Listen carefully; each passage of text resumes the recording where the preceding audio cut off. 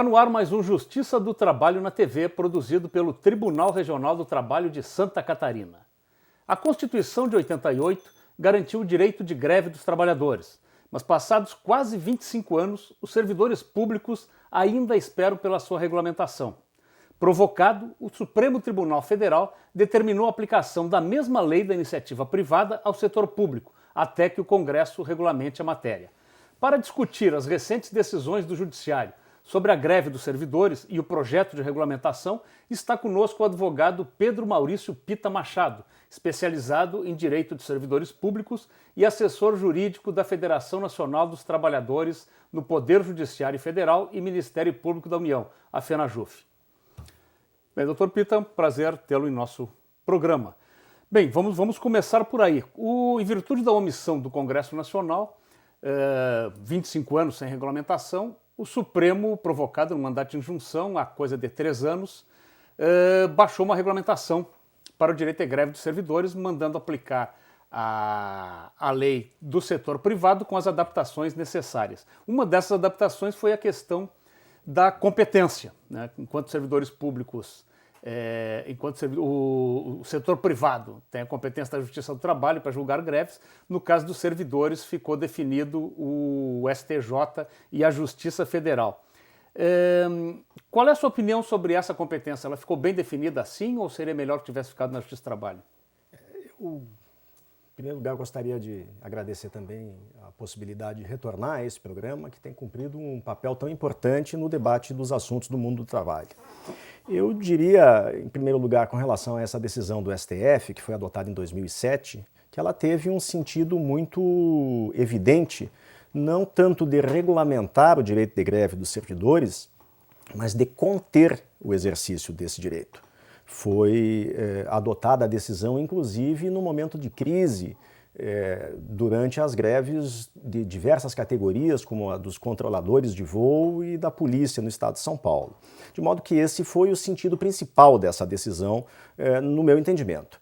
Com relação à divisão das competências para apreciar as ações judiciais decorrentes do exercício da greve, eu penso que a posição adotada pelo Supremo Tribunal Federal foi uma posição inteligente.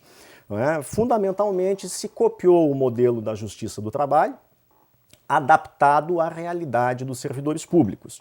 Em síntese, as greves regionais são julgadas pelos tribunais locais e as greves nacionais pelo Tribunal de Jurisdição Nacional, o STJ. As greves locais, bem entendido, sendo de servidores municipais e estaduais pelos tribunais de justiça e servidores federais pelos tribunais regionais federais. O fundamental, todavia, é que, embora a competência haja sido atribuída a esses tribunais, me parece que ainda não houve um desenvolvimento, digamos assim, do know-how necessário para a apreciação dessas greves. Como é que o senhor avalia as decisões que já se teve a oportunidade de verificar do STJ, particularmente, né, em relação ao direito de greve de servidores federais? Pois é, exatamente no sentido em que eu referia anteriormente. Devido a essa falta de especialização, a falta da intimidade com a matéria, não é? Com a ideia do direito coletivo, das relações coletivas de trabalho, me parece que as decisões ou a atuação do Poder Judiciário, notadamente do STJ, tem ficado a dever nestes momentos. O que eu destacaria é que, em momento algum, nós temos observado o Poder Judiciário atuar como um elemento de conciliação, como um elemento de resolução dos conflitos coletivos de trabalho no serviço público. Trabalho nesse caso. E que deveria ser um princípio, como é um princípio, deveria ser observado também pelo Judiciário Federal no exercício dessa jurisdição.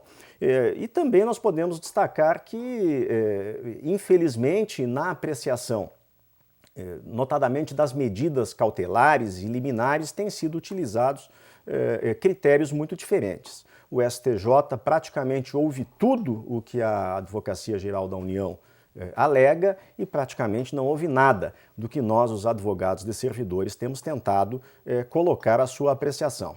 Tanto que as liminares são sempre, invariavelmente, concedidas sem a oitiva da parte contrária. E não é imaginável que sempre e em todas as condições, invariavelmente, haja uma urgência tamanha ou a impossibilidade de ouvir a outra parte.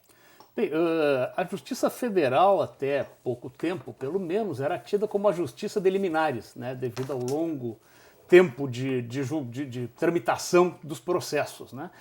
O senhor diria que isso se aplicou também ao direito de greve dos servidores, porque faz em torno de 3 anos, pelo menos, que foi regulamentada essa lei, e até agora não tivemos julgamento de nenhum dissídio de greve, embora muitos tenham sido ajuizados já nos primeiros meses de vigência.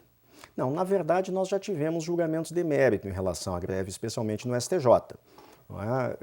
Nunca apreciando reivindicações, o STJ entende que não teria o poder de apreciar as reivindicações, mas apreciando aspectos ligados à legalidade ou ilegalidade da greve, aos descontos, a ocorrência ou não de descontos como decorrência da greve e outros aspectos relacionados.